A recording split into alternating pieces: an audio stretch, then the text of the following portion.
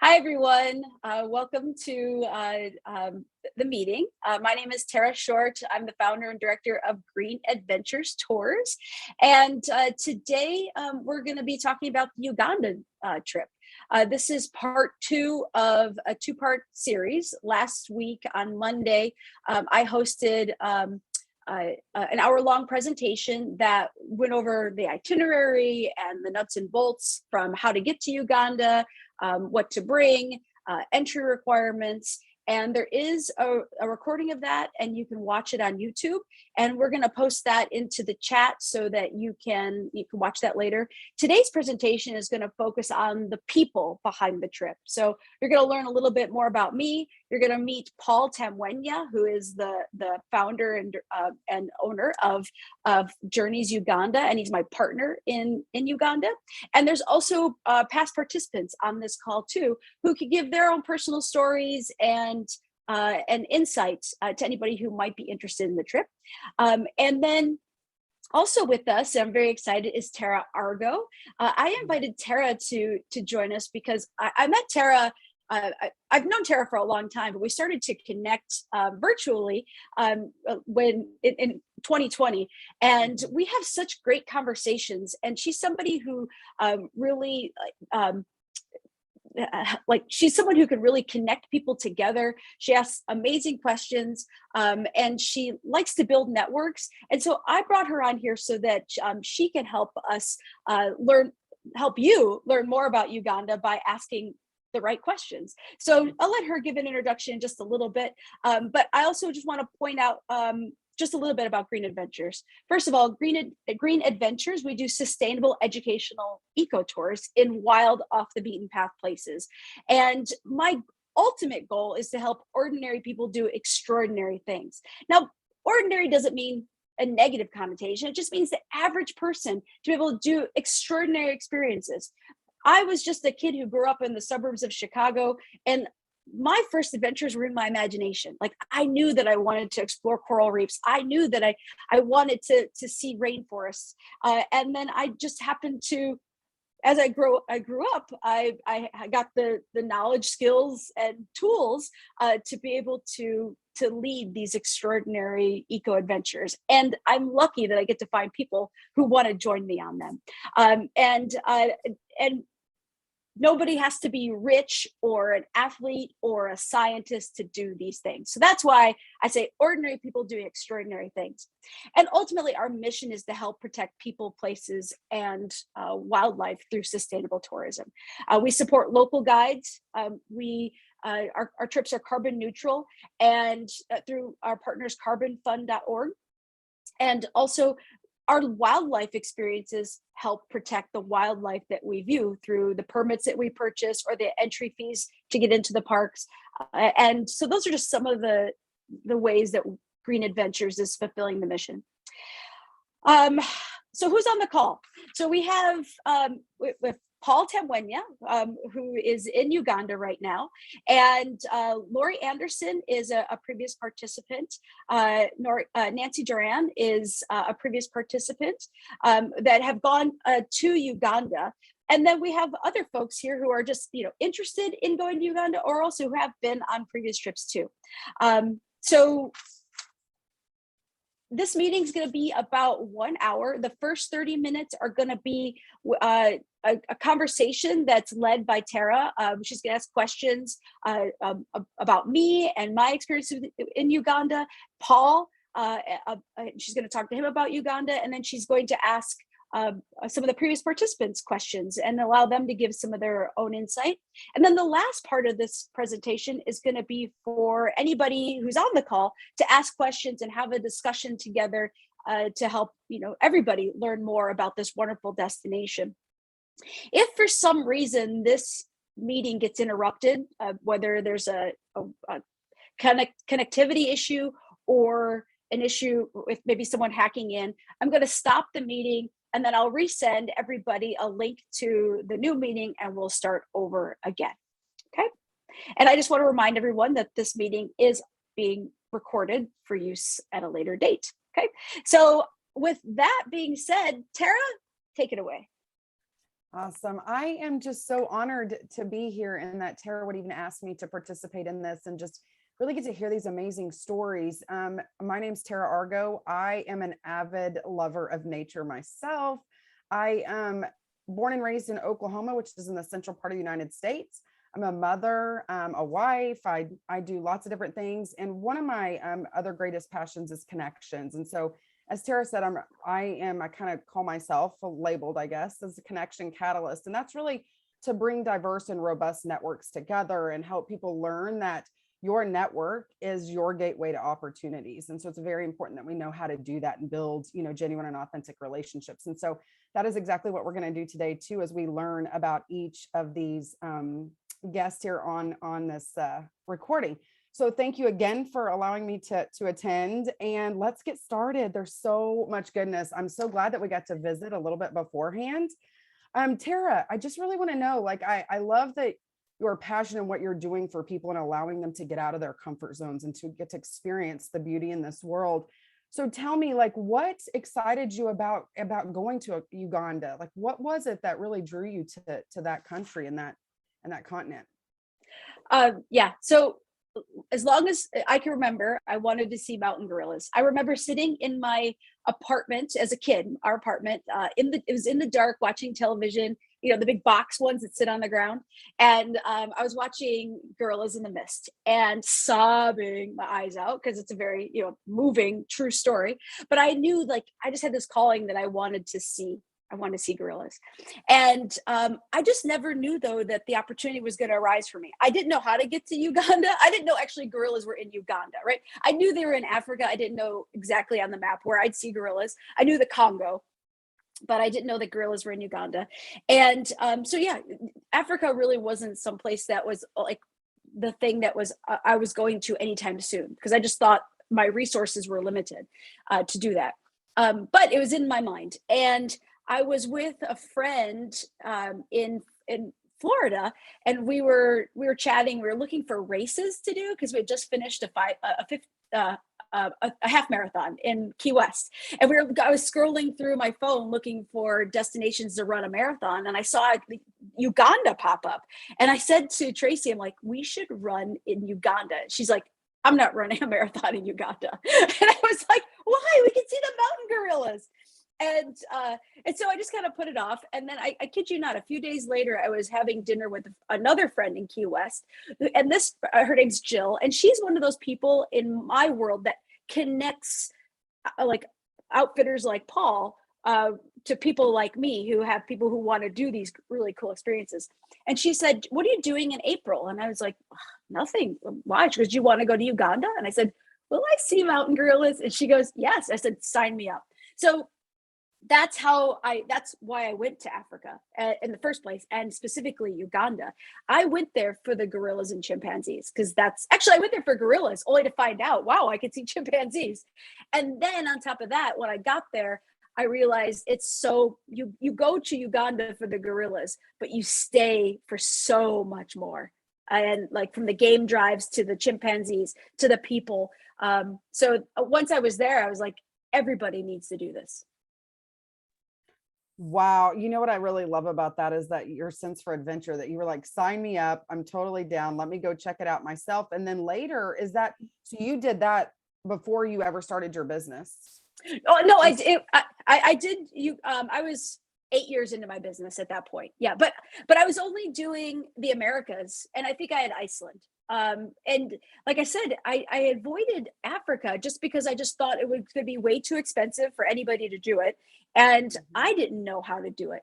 But that's why I go scout things out, right? And then once I go there and I see with boots on the ground and really see the experiences, I know that I love the place. So I know I can help others fall in love with the place and help them get there and do something, break down those barriers, basically.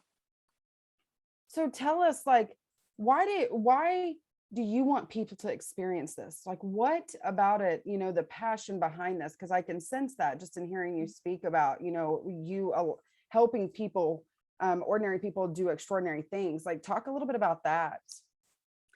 There's so many reasons why people should do this trip. Okay, first of all, to see mountain gorillas in their natural habitat it's life-changing. It really is, from the not just seeing them, it's every step of the way to getting to them, right? So you meet a porter who from the local communities who like, they're carrying your backpack, they're giving you a hand to go as you're walking through these trails, so you're getting like a connection with the local community as you're walking through the trails, followed by a ranger who's bushwhacking and a scout who's telling them where the gorillas are. It's like a true adventure. There's moments you'll stop and you're like, I am in Uganda in a jungle with 8 other people, and I'm looking for mountain gorillas. And the very first time you do it, you don't even, there's a lot of it like anxiety, like, is this gonna be too hard? Will it be scary? What will it be like to see a gorilla? Will they be too far away? Did I waste my money? Like, what if I don't see them? And all of that goes away when you're standing 10 feet from a silverback, or watching a mother or a subadult and another female, like an auntie, like roll around in the grass, and you hear them giggling. Or other experiences where you see these, a silverback lead you to what I call the mother tree. It was this giant tree in a clearing, and all of a sudden, all these other females with babies on their back come into this area and climb up the tree. And you're like, it's just a very special experience, because this animal led you to this place that's a kind of a vulnerable place, right? And to be able to witness our ancestors, it's like anthropology 101. Like, these are forest people.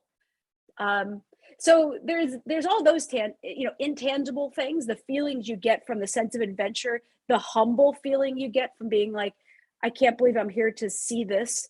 And also a sense of empathy, like, I got to do something to protect these animals. They deserve habitat. They deserve to live.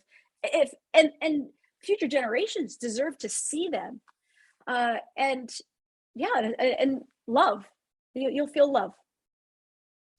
I think something that you pointed out is very, very important in today's world is that, what I've noticed in working with people is that you become passionate about something when you get to experience it. And that's exactly what sounds like probably happened for every one of you that have been on a trip like this and been in the wild in their natural habitat. It's more closely to home, right? So at that point, then it's like, oh, well, I need to help. And I think that's incredible, because that's probably a part of the trip you don't even realize that you're going to take away with you, when you go home. One thing that I wanted to ask, just because I'm curious, are some people nervous to see the gorillas? Like, if you're 10 feet from a silverback, are they pretty just kind of just there to hang out? I mean, and they're not going to bother you. And, I'm just curious. Yeah, well, they're wild animals. Mm-hmm. And you can Google, Yeah.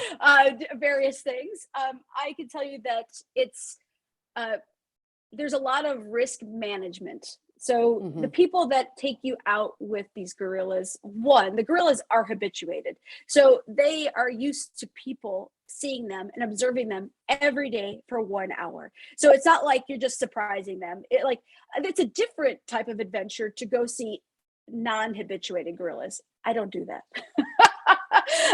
Yeah. So, and then, yes, it is a little, I mean, I still get nervous when I see them. It's just because I know they can move fast. I know that they're big animals, but at the same time, I trust the leaders and the rangers and the scouts who are with us, because they see these troops, these individuals, and these families all the time, and they actually they speak to them in gorilla language, like they do, like grunts, like they'll make a oh, or like make grunting noises, and it relaxes the silverback. He's like, all right, you guys are cool, it's okay. But things happen in a gorilla's day that we don't know. So my very first trip, the troop we were looking for had been attacked by another troop, and they scattered the group. So we had to spend more time looking for them. But also the silverback was a little agitated, and he had every right to be. But once he's that same silverback, though, that led us to his family later on. So doing any adventure, there's some level of risk. You go to the forest, like anything can happen. But I can't take people on a trip where I think that they are in danger, right? I go on these trips all the time. Yeah, And so, yeah, I wouldn't take anybody on a trip where I thought they're in danger. But I think that there's some healthy dose of anxiety. Everybody should feel a little uncomfortable, and it helps you step outside your comfort zone. That's how you agree. grow. Otherwise, it's Something, just complacent. you're so right. And this isn't just in Uganda. You're right. Like when I visited, we were just visiting a little while ago about the tall grass prairie and their bison. It's the same exact thing, right? Like when we get out, we just keep a healthy distance. We know they are wild, but we respect that. They kind of respect us. And there's just that healthy boundary. And I think that again, those experiences allow people to grow. And like you said, grow out of your comfort zone. So something that I would like you to share is tell us, this is just something fun. What is it? Tell us either your favorite dish while you're in Uganda or maybe your favorite bird that you saw while you were there.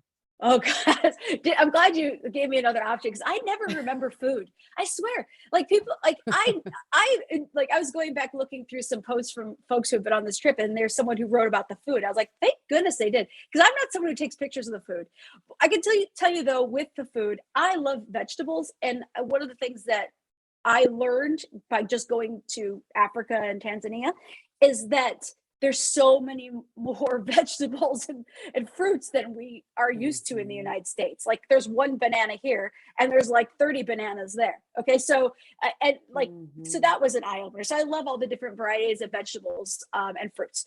But my favorite bird is the shoebill. And I have lots of favorite birds, but what I love about going to Uganda is that I can most likely see a shoebill. And that's another one of those birds that a long time ago I was watching like a Facebook, just scrolling through Facebook, and there was a video of a shoebill, and it might have been in a zoo probably, but and I just was like, oh my gosh, I got to see this bird in the wild. And then when I was in Uganda scouting out, I was sitting on the porch of the papyrus house waiting to meet Paul. And I was flipping through this magazine, and it said shoebill tours on Lake Victoria. And I was like, oh, they're here. And so then I had to do it. So that's why we go see shoebills, because I had that dream that I want to see shoebills. So now I feel like everybody else should see them. I would agree with you. I saw a picture of one and I was like, they look prehistoric, right? Yeah. So for those of you that are watching this later, absolutely look them up because they're gorgeous. I've not seen them in the wild yet. That is a dream of mine as well.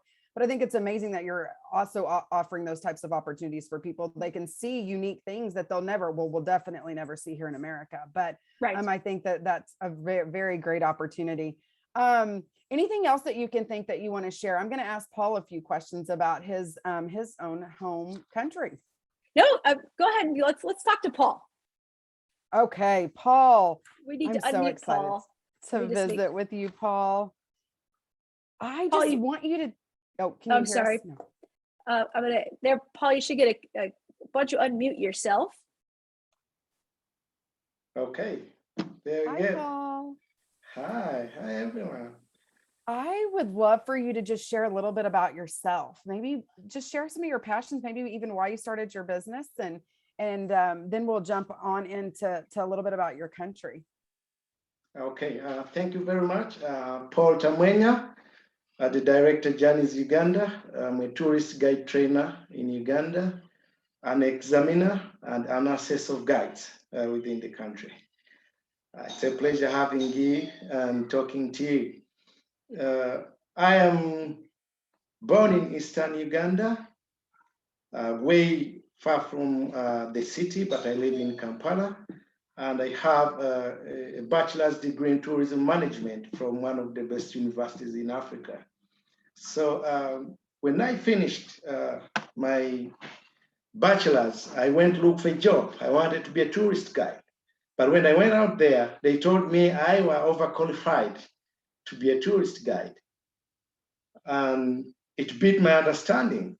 I thought tourists are very educated, they need educated people, they are lawyers. And immediately I failed to get that job. I started teaching tour guides. And I taught them that they are teachers of changing lessons and changing students, whereby the changing students are different age groups, different genders, different professions. And I felt the guides should be the apex at the tourism and running the tourism industry. So I picked the passion there, I started training tourist guides.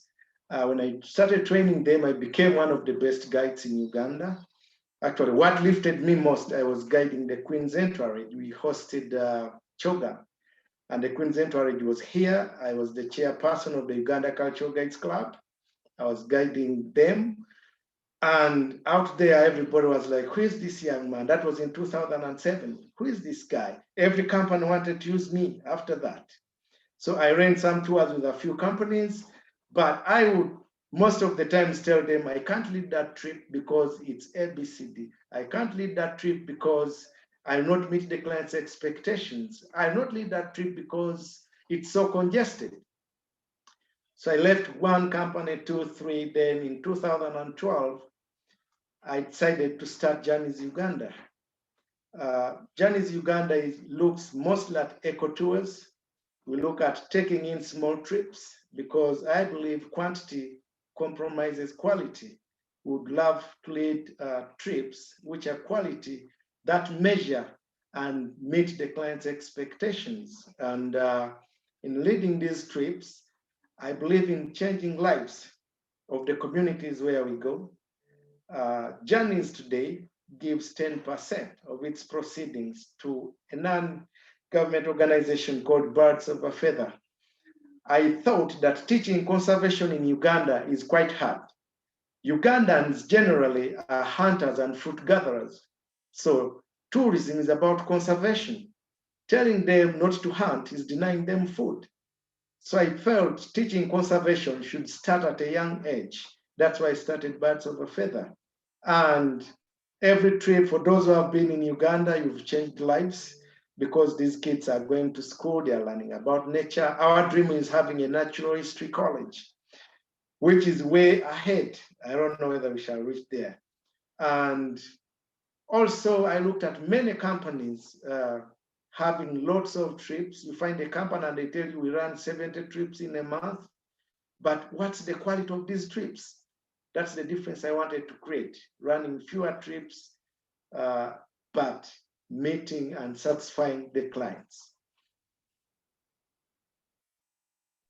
Wow, that is amazing. I think it's really incredible to hear your heart for conservation and to bring that to the younger generations. You know, that's something that we need to be doing. And I think it's incredible that you started a nonprofit to kind of help with that. Tell me a little bit about why did you want to share your country with the world? What was it about it that you really wanted to showcase? Thank you. Well, Uganda is a very small country, almost the size of Oregon or Great Britain. That's about 90,041 square miles. But within that small area, there is a lot to share. I always tell my clients and people out there, I have been to several destinations in Europe, in America, I've been to Africa. I've always described Uganda as Africa condensed. We have very many things. I'll always tell people that if you have been to Africa and you've not been to Uganda, then you should start going to Africa. Because I feel it's the beginning of Africa and it's the end of Africa. The longest river in the world, that's the Nile. The second largest freshwater lake in the world, Lake Victoria, is found in Uganda. We speak over 50 languages. So there's this diverse culture where people live together, speaking different languages, but with no conflict. So on a trip in Uganda, you are learning everything every day, and you're seeing something new every day. Different tribes. Today you spend a night here, tomorrow spending a night in another region with different cultures, with different beliefs, with different foods. Uganda is the primate capital. We have closely 30 species of primates. The gorillas and the chimpanzees are pronounced, but we have other small primates. So it's the primate capital of the world. When you look at the species that Uganda hosts in the different tropical rainforests and the savannas. And also, Uganda has 10 national parks. Each national park has something unique. Each national park has a different size. Each national park has massive habitats and a variety of these. mostly dominated by tropical rainforests, the savannas, wooded savannas, and grasslands. Then the water habitats. So it hosts a variety of biodiversity. And also, Uganda is a meeting point of all Africa's ecosystems. In the west, we meet the West African jungles. In the north, we have the savannas coming in. In the west, we have the monsoon winds that come in. And within the east, we have the semi-arid savannas. So making it a meeting point for different ecosystems, which host different wildlife. And probably the different cultures also meeting here. When it comes to birds, Uganda is the Eden of birding in the whole of Africa. Small as the country is, we host 50% of the continent's species and 10% of the species in the world. Small within that area, we have 1,080 species of birds, not comparable to any other destination as small as Uganda. Quite a lot I can mention where I want to take many of these people adventure, but those are some of the highlights. And I want people to come and share this with me. When they come here, many of them come as guests, but they live as friends. And my dream is always to create journeys for lifetime memories. Thus, the essence of starting Journeys Uganda. Wow, I'm not even sure I can follow all of that, to be really honest. That was amazing. And I don't know that even I realized how culturally diverse in ecosystems, people, all the different things that are going on just within the small country of Uganda. And I think that's incredible. And the love and the passion that we can hear in you telling about the beauty of your country and getting to share that with the world. And you talked a little bit about this in some of the questions that I wanted to really ask you as you were talking, but what are the people like in Uganda? Pardon me? I said, what are the people like in Uganda? What the people like in Uganda? Yeah, like what are they like? What's the experience like getting to meet the locals? Okay. Actually, in the whole of Africa, Uganda has the most hospitable people. Wherever you pass, wherever you go, they will always wave at you. And while waving at you, they'll be saying, Muzungu, Muzungu. Muzungu means a white person. They don't know the name, otherwise they would have used the name, maybe Terra, hi, Nancy, hi, Laurie, hi, Paddy, hi. I love that. Yes. That's how hospitable they are. You could even just be driving by them and they just start dancing for you and smiling and waving and all that kind of. So they are quite hospitable. They really like to interact and learn from other people if given a chance. Because, of course, the scrambling and partitioning for Africa has never left us. Many people believed that the white person is the source of wisdom, is the source of wealth, is the source of everything.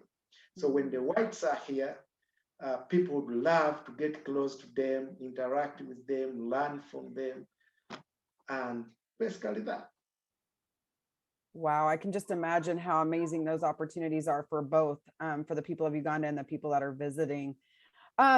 This was all so very good. And I think that this shed a lot of light on the beauty of your country and the passion that you have for bringing quality versus quantity in the trips, and the ecosystems. I think that's really incredible too. Even where I'm from, we have tons of different ecosystems, but it's incredible to hear the difference, Paul, tell me your favorite bird. I know you're a birder, so tell me your favorite bird that you've seen when you were out. And you've seen at what, 500 some species at one point? Well, it's always a very, very challenging question for me because I have families of birds that I love. And many times when I find birds,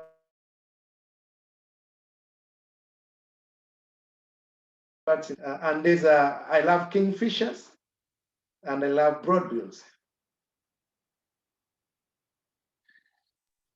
So those that are watching again, check those out. Kingfishers, and say that again. Broadbills. Broadbills. Yeah. Well, I'm going to look those up myself because I'm not sure that I've even seen those, and I'm a birder myself. So I love that, Paul. Thank you so much for sharing your heart and sharing, all that, the passion behind what it is that you do and the opportunities that you bring to people around the world. Now, I know that there are a couple of ladies, Lori and Nancy, that have both been to Uganda. Would either of you like to share a little bit about that experience and kind of the reason that you wanted to go to this beautiful country?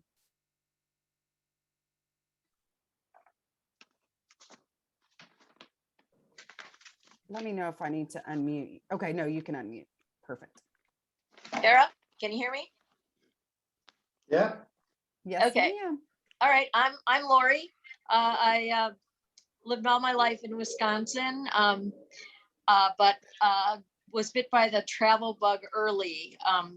Made my first trip out of the country when I was 11 without my parents, and I just want to see it all and experience it all. So my first trip to Africa was on Terra's trip to Tanzania in 2019, and then the opportunity came up to go to Uganda, and I'll have to admit that I naively thought, well, it's probably going to be more of the same. It's right next to Tanzania, Uganda, right next to each other, but I was blown away at how different the two countries are, and I guess it would be similar to someone thinking that all of the United States are the same. And we all know you could go to New York City and it's going to look completely different than if you're in Wyoming. And Uganda what surprised me the most, along with the people, as Paul stated, so hospitable and reaching out and wanting to interact. The landscape alone, lush green mountainsides. I never expected that. I guess we tend to think of Africa as being flat and barren and everything looking like the Serengeti. So the landscape surprised me, the people surprised me, the animals, everything. It was Paul made a burger out of me. I would never have thought Pushed of you myself a little as out of your comfort zone. Yes, I never would have thought of myself as a birder, but it wasn't too many days in, and I was like, I'm joining that early group in the morning and getting out and seeing how many different birds I can see. Absolutely amazing. And I can relate one story that we had too. I'll forget the name of the lodge that we were at. It was the lodge where we stayed at, where we then went to see the mountain gorillas, and we took a walk just outside of that area, and we were in the village with the locals, and there was an elderly man that was pushing a wheelbarrow full of stones and bricks, and another trip participant and I, stopped to talk to him, to say hello, blah blah, but he didn't speak English, but we were able to get that much across. Hello, good morning, whatever. But after we left, he talked to Paul's partner, our other guide on the trip, and he told them that seeing the tourists there brings them hope, that they're so tourism is a part of sustaining them, and it just was very touching, very, very heartwarming. Amazing. And something that you will carry with you for the rest Yeah, of your life. absolutely. And likely will he. Aren't those experiences life-changing, truly? When you're talking, it even makes me tear up to think about the hope that we can bring to other people, even just for you to stop and talk to him, Mm-hmm. right? Mm-hmm. Is there, what was there? I think it's interesting too that you've been to Tanzania, because at that point you get to see both places, and as you said yourself, like they were very different and you didn't know what to expect. But at the end of the day, Paul helped you become a birder. So share with us what your favorite bird is that you saw while you were there. Obviously the shoebill, I'll say that definitely was a favorite, because it is so prehistoric looking, and what it takes to find it is an adventure in itself. we're crossing, a spot of Lake Victoria on a small boat, and then you transfer to an even smaller boat, and the boatmen are using sticks to help propel you through these, marsh areas, and you can't even believe that you're experiencing it. That every element of it is amazing. But the other bird that is my favorite, I'm not going to remember the name, but Paul might, was towards the end of the trip. He spotted something that was rarely found in Uganda. And we just went off on, it was like one other gal and I and Paul and our other guide early in the morning. And we were just like cutting through the brush and trying to track this bird. And I got a picture of it from a distance, not the clearest picture in the world, but, and again, Paul will remember the name, but it was a whole adventure of trying to get a snapshot of this bird. It was awesome. Paul, do you remember? I remember hearing this story. You guys, it was at Wakobo Lodge, I think, and you where the zebras were. Like there were zebras kind of around the property, like, and then you guys went bushwhacking, like with carrying the scope because he wanted to get on that bird. Paul, do you remember what that bird was? I don't see Paul. Did we lose Paul? Paul? We might have lost Paul. Connection wise, he'll come back. He'll come right back. Yeah, he'll come back, and he'll probably be able to tell us. He was like really intently listening to all the details. And can you imagine that he can remember that after all of the trips he's probably been on and all the species of birds? He knows so much. He's just fascinating to talk to. And when we're in the safari vehicles, in the back seat of these Land Cruisers, or the back of the Land Cruisers, are 6 seats, 3 on each side. But there's also the front passenger seat, and anybody can switch out and go sit up there. And it's just nice to talk with your guides. And Paul is just, he's just such a special person to me. He's just someone who brings so much positivity. He's innovative. He's open-minded. I love having discussions with Paul. Like it could be anything about animals, or it could be about society or philosophy. He's a great friend, and I'm so happy that the universe has brought me in touch with him and allows me to bring my community to him. And that's one of the things. I want to feel good about the places I take people to, not just because I want to see the animals, but I want to feel good that we've got these people in those locations who are our friends, that show us around like they're our friends, not just like a 9-to-5 tour. I don't want to feel cookie cutter. I want the people we work with to also like us. I want to bring people that they like. So it's just interesting. The community that Green Adventures is attracting is falling in line with the community of people that we work with worldwide. Oh, that's beautiful. And Paul, if you think of that bird, I know we lost you a little while ago, but you can help us figure out what that bird was. Did you remember? Yeah, I just typed in. It's called Livingstone's turako. Ah, Livingstone's turako. Yes. That's now remembers. And that was like a year ago or 9 months ago, like walking through the bush. Yeah. What makes it really exciting is it was a new record for Uganda, and at the Uganda Bird Guides Club, we were still debating about it. Is it Shoka's turako or Livingstone's turako?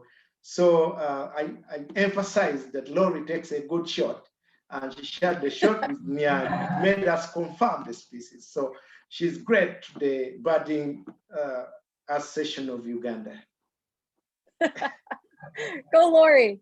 I love it. That was, I love it. That was me with a new camera, not knowing a thing about what I was doing. Got lucky. That was a good day to get lucky then, Lori, for sure. Something else that I think, Terra, is important that you just said was that these trips are so important too, that the experience overall for Green Adventures and for Paul and his staff is just a beautiful experience. That there's lots of, just you guys have built really incredible relationships and connections with these people. And that does make a trip a lot different than just the average trip. So I think that's something else that we really want to point out. Yeah, it's true. I've noticed, like when I'm at places and I could tell the difference between my groups and other groups. Even though my groups, people sign up solo or maybe with one other person, it's still a group of people who didn't necessarily know each other become a group. I think it's because there's so much front loading information. You have the Facebook group ahead of time to see where people are from. When it just takes like 1 or 2 days, and then we're all friends. It's hard to tell that anybody has didn't know each other before the trip. But I see some other groups and their guides are very disconnected from the group itself. The groups are like in onesie twosie cliques. You can tell the dynamics of them together. So yeah, there's a magic that happens. I don't know the formula. I really don't, other than I think it's just like-minded people who like active adventures. They like the outdoors. Having women's trips really does, like, that also is a level playing field. You don't have couples who are like taking, the attention, because a lot of times in some mixed groups, if you have like 1 or 2 couples and you have like one solo traveler, those couples tend to take up more space, right? And so they can dictate what happens with the group, or they have they want to like be they can direct the activities. Like, who wants to do this? 4 people raise their hand and one person's like, oh, I'm not interested in that. But if it's all a group of women, it's everybody's trip. So I don't know how to explain the formula. It's working, whatever we're doing. About to say, I think it's worked for a number of years. And I think too, like you said, it's building those relationships before you go. Yeah. I think is crucial. And I think that, again, I say this often, is that we are more alike than we are different. So once we really sit down and we start to talk to one another, and we're there together on a trip because we're excited to be in wherever that is. So you bond over those types of things, So keep doing whatever you're doing because it's working very well. Well, and also one thing I want people to know is that I tell people you may travel solo, but not alone. And there's so many levels to that, but I want people to know that they know somebody on this trip. So it could be me as the trip leader on this one in particular. I'll be the trip leader. So you would come here not knowing a soul, but you'll know me. I'm your first adventure buddy. That's what I like to call the people that go on trips with me, adventure buddies. So I'm your first adventure buddy. So you'll know me. And then I want people to know and feel that they are seen and heard on the trip, every individual. And I want people on every trip to feel comfortable if they need help to ask somebody. And I also want people to feel comfortable if they're traveling to the other side of the world, that somebody's got their back, that they aren't alone on the other side of the world. You're there with friends. I love that. Thank you for sharing that. I think that is very, very important. Nancy, I do want to come to you. I want to see if you would be willing to share your experience in Uganda and kind of what you expected or what maybe you didn't. That was my second trip with Terra. My first trip was to Costa Rica the year before. And I don't even think Terra knows this, but when I signed up for Uganda, I didn't even read the itinerary until I got there. I'm a fish and wildlife biologist, so I love these kind of trips. The birding, I saw gorillas and I saw chimpanzees, and I went, okay. And then I called my friend Kathy and I asked her if she wanted to go. And Kathy's she's adventurous, but she likes somebody else to do all the planning. And then she just wants to pack her bag and go. And then my friend Peggy, who is not spontaneous at all. And the two of them signed up really quickly. And we filled, I think, like the last few slots on the trip. And that was my first overseas trip ever. I'd been to Costa Rica, Canada. I'd never been overseas. And I was a little nervous, but mostly about the 14-hour plane ride, not about the trip. But to get over there, and I knew Terra. I got to know Terra on the Costa Rica trip, and we had some friends in common from working on the same program for a number of years with mutual friends. But getting there and meeting Paul is like one of my favorite people. I don't even hardly know him, but he's just one of my favorite people. We got up every morning at 5:30 and we went birding, and I was the only birder on the trip, but there were always a couple other couple other gals that would get up and go. And I'm not a morning person, but I was up every morning at 5 or 5:30 and out the door with Paul looking for birds. I was up till 10:30, 11 o'clock every night, writing in my journal about what we'd seen during the day. I rode a fair amount of time on top of the Land Rover or Land Cruiser with my binoculars. And my favorite picture from the trip was one of the gals from Pennsylvania who was in the vehicle behind us, took a picture of me up on top of the Land Cruiser with my binoculars looking at birds. And underneath my butt on the back of the Land Cruiser is a sticker that says, "We break for birds." And we do. And we'd be cruising along, and all the birds we saw were ancillary. Other than our morning birding trips, all the birds were while we were out on wildlife safari. And I mentioned before some of the people got on the call that I kept the bird list for the trip, and it was about 239 species. And I mean, being a wildlife biologist, I enjoyed seeing every aspect of that trip. Everything Paul said, just like this sounds stupid, I almost started crying because it's the habitat, it's the wildlife, the people there are, you look at the people and physically they're beautiful and so kind and so nice. And they wave. I was eating M&Ms in the Land Cruiser one day, and a bunch of locals had just helped somebody get a vehicle out of a ditch. And it was one of the days that we saw, I want to say, the forest elephants and the chimpanzee, the lodge by the chimpanzees. And they came by and they waved and they were talking to us, and they reached through the window and I was giving them M&Ms and and it was just so cool. And the interaction that, like, he's so right. We stopped in one village to eat lunch one day, and Kathleen, one of the other gals on the trip, and I've become friends with Kathleen and Laura and seen them a couple times since. So what Terra said about the friendships, it's true. I've collected friends from every trip and still keep in touch with people and visit. But Kathleen, we stopped at a village to eat lunch, and we were sitting outside, and Kathleen was over in the parking lot teaching these 4 little kids to dance. And she's doing like these little, like, I don't even know what kind of dance, like these awesome dance moves. And she's singing and she's dancing, and these 4 little kids are dancing next to her. And we have it on video, and it was like the cutest thing. And the kids are just adorable. But it was life-changing. Like everybody in their own way. I know it was really life-changing for Kathleen. It was life-changing for Kathy.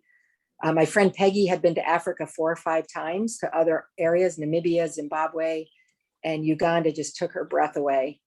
Just, it's everything Paul described and more. With all of the love and passion that he has, it's more. It's just more than that. You can't even put it into words. You have to experience it.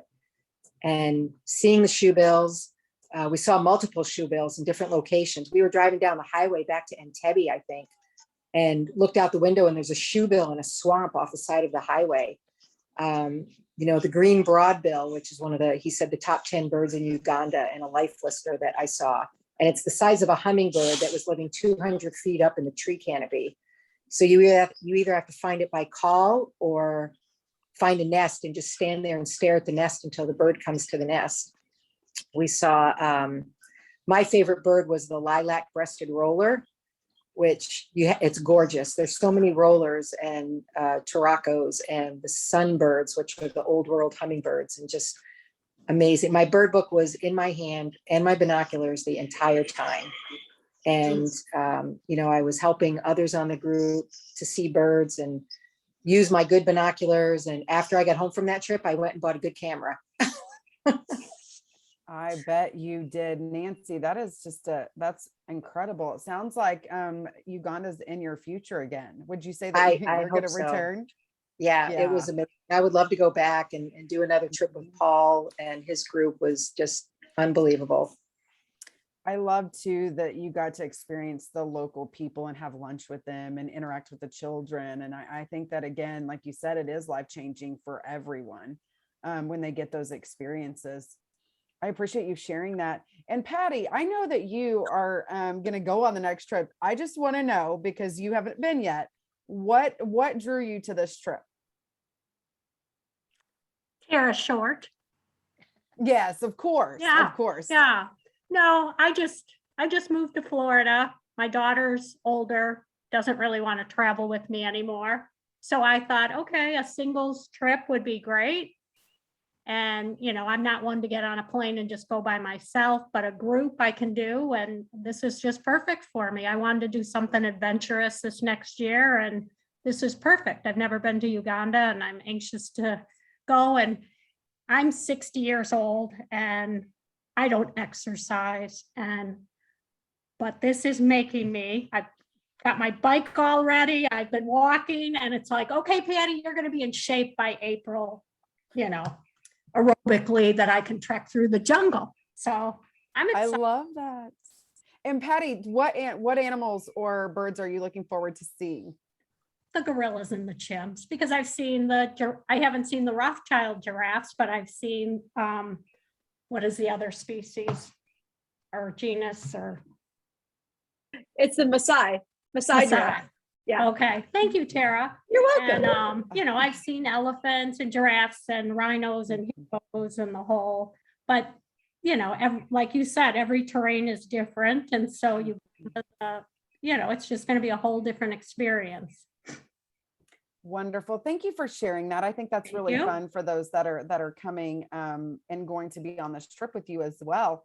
Anybody else want to share anything before I turn it over to Tara? There's just so much goodness. We could talk for days, I think, about this, because I can think of 500 million more questions that I would ask each of you. But if no one has anything else to share, Tara, you can take it away to the next part of our meeting. Sure, great. Yeah, this is so nice. I love it. I really appreciate you just hosting and asking questions and giving us the chance to just talk and share our experiences. So I do have a couple of resources for people who want to learn more about the trip. I have a Facebook interest group. So let me just share the screen on that. Okay, so this one, first of all, this is the link to the trip. So I'm going to do that first. So if you would like to learn more about the trip in particular, you just go to greenadventures.com. You click on the destinations, International, scroll down to Uganda, and then it's a landing page. And then we have two different types of trips here. We have the women's trip, which is April 27th to May 8th. And we have a co-ed trip. So that's women and the men in their lives are welcome to join us, April 14 to 25. But so April 27 to May 8, you click on that, and then it gives you the overall gist of the trip. You know, obviously mountain gorillas are our highlight. Look at that. I took these pictures, by the way, with either my cell phone or a 300 millimeter lens SLR camera. And none of these have been edited or professionally adjusted. I told you, these are ordinary people doing extraordinary things. I'm one of those ordinary people doing extraordinary things and then telling all my friends about it. So this video actually, this is the video that I took when I told you about I'm going to mute this a little bit. When I told you about the silverback who led us to this clearing with the females. And this is one of those moments, is the female and her juvenile who came in to that clearing. And she just kind of hung out there for a minute and just let us, you know, look at her and her baby. And it was just, I mean, these guys are probably 15 feet away from us. Just really, really special. Look at, and again, just looking into the eyes of these animals, these are individuals. These are human ancestors. You can't, you know, so many people want to go to other planets, you know, to explore. Right here on our own planet, we've got otherworldly things. And so here's the shoebill that we've been talking about, the shoebill right there, and then the white rhinos and hippos. The trip highlights. And I have a supplemental information section. So you can view the Facebook interest group, packing lists. There's a detailed, like, I think it's a 10-page booklet about like how to dress on safari, what's a typical day like, safety, just a whole bunch of stuff. And the sample detail itinerary. I say sample because it could change. I mean, the itinerary is pretty much the same. We do the same circuit, but you never know, like if if a new opportunity comes up, or we might need to switch to a different lodge. I mean, right before the trip, 30 days before people depart, I give them the most updated itinerary with departure times and where we're staying. But I talked to Paul just yesterday, and it doesn't even look like that any of our lodges are changing, like that we're going to use the same lodges. And then also it's a safari. So we have our days where, you know, we get up in the morning, you go bird watching, and then we have breakfast, and then we have game drives. But if all of a sudden something magnificent happens out, and it will, while we're out on safari, or we have target animals we want to see, our schedule can modify because we got to witness the, you know, maybe the leopard drag something up in a tree, or we got to see a herd of elephants and watch them for more time. So it's not by the schedule, it's by what do we want to see and how are we going to see it. And just more highlights: the tree climbing lions, the savanna elephants, chimpanzees. And then here's the payment section. You see that the price goes up after November 15th. And so you can register if you use the discount code NOV15. That's November 15, NOV15. You can get $500 off the costs that's advertised here. So only people who are watching this know that. And then you can you just sign up by clicking on, you know, the book now, and you go through all the details, the cancellation policy, everything you need. Here's the general itinerary. But I just want to take you real quick to the Facebook interest group, and we have that either it's going to be posted or Terra will post it right now in the chat. The Facebook interest group, it's got about 165 people in it. These people are specifically interested in Green Adventures trips to Africa. So you'll see posts in here about Uganda and Tanzania, but there is a, let's see, okay, I'm trying to think where here it is. If I just search Uganda, and this is searching within the group, you'll see all the posts that relate to Uganda.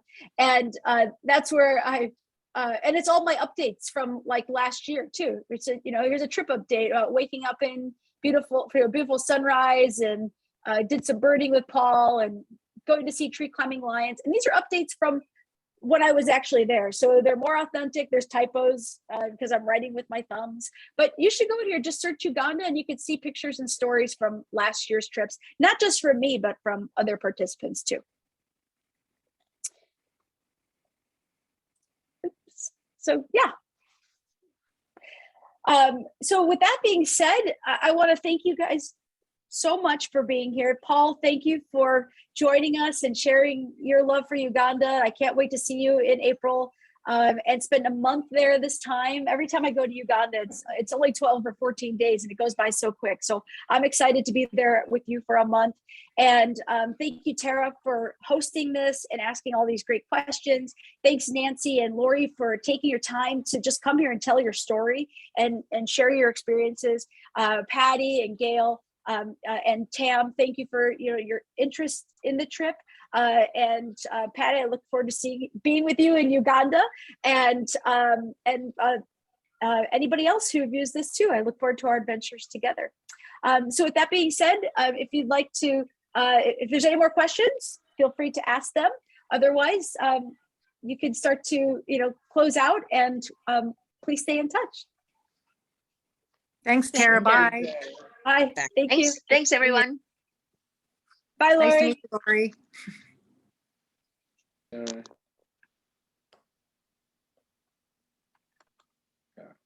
Would you like me to stop recording, Tara? Yeah, go ahead and do that. Thanks.